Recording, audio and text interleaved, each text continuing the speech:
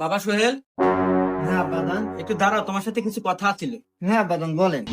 আচ্ছা বাবা, কথা পরেই কই, কিন্তু তুমি এই ভর সন্ধ্যাবেলায় কই রওনা দিলা বাবা? আব্বাজান, একটু পর মাগরিবের আজান দেবে, এই জন্য আগে থেকে আমি মসজিদ বলে এগিয়ে যেতেছি। আহ বাবা, তোর কথা শুনে বুকটা ভরে গেল। তুই কত খারাপ ছিলি, বন্ধু বান্ধবের সাথে আজে বাজে নেশা করতি। যাক, তোকে যে আল্লাহ এত ভালো বানাইছে, এজন্য আমি আল্লাহর কাছে শুকরিয়া আদায় করি, আলহামদুলিল্লাহ।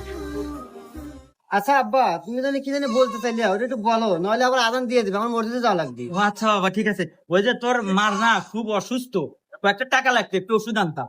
ও আচ্ছা আব্বা, দিতেছি। रुको जरा खत्म।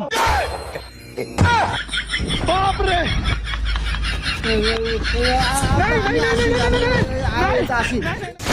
বন্ধুরা, কি বুঝলেন পোশাক এবং লেবাস দেখে?